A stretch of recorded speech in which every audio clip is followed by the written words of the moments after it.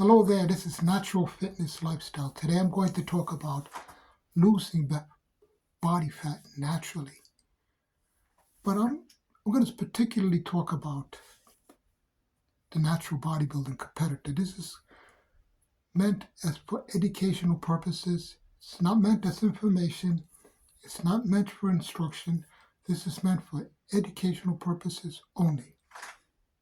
Now you see I look pretty lean.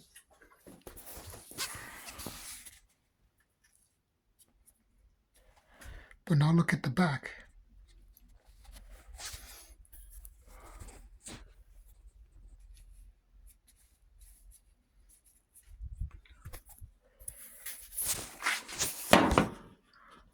There's more fat on my back. Why is there more fat in the back? I'll tell you why, because fat in the back is primarily brown fat. It's there to protect your body, to keep you warm, to keep you from freezing. For Pete's sake, you need that brown fat. That's why it's so hard to get rid of. White fat is mostly linked to the insulin sensitivity and blood sugar levels. You can control that more easily with diet and exercise. But brown fat is much more stubborn. But it does have more circulation. It does have more blood vessels. And brown fat, being that it has more circulation. When you do high intensity cardio, or whenever your body releases epinephrine, it travels through the circulation.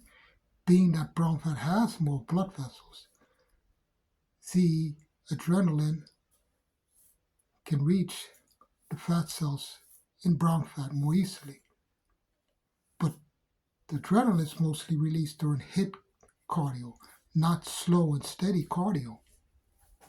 So when I was competing and I attained very low body fat on my thighs and on my belly, as you see my belly is very lean. I'm only pinching out like 10 on the caliper, maybe slightly less. But as you see on my back, it's probably a 12 or 13. That's because the fat is more stored in your back area to keep your body warm in times of cold. And it's very stubborn.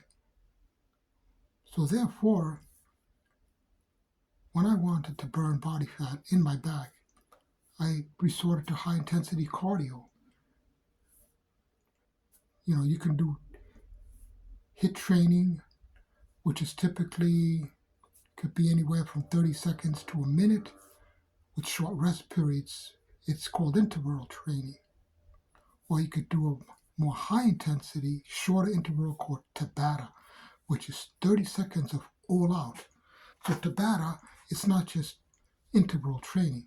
You have to go all out in whatever you do in a rhythmic exercise that's typically body weight in nature.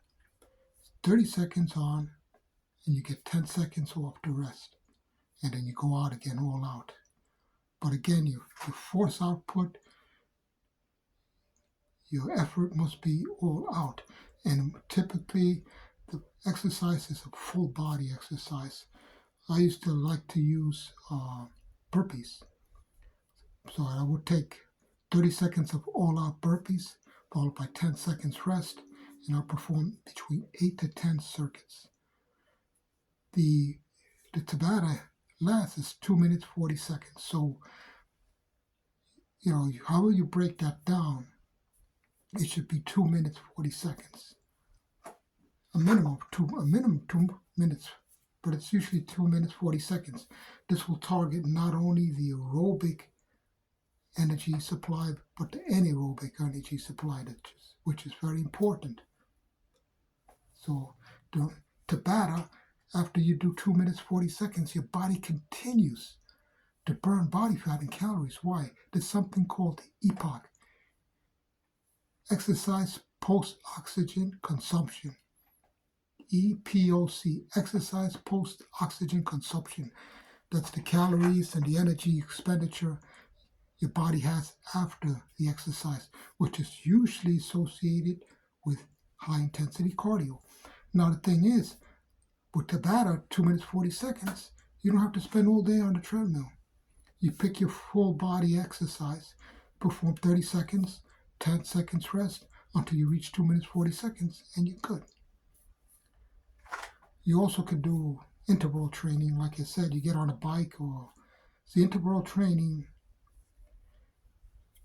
is better non-impact if you're a bodybuilder. Why? Because if you do high impact on your legs, you're going to store water. You're going to release a lot of water from your body. And guess what? If you're doing a lot of running and you're a bodybuilder, you can have lean legs, but they're full of water, and you're going to look smooth like a baby. These are things that I learned to apply as a natural bodybuilder. Because as a natural bodybuilder, you have to work for your results. That's the difference. You have to work for your results. So that is my little bit of lecture on losing body fat for a natural bodybuilder.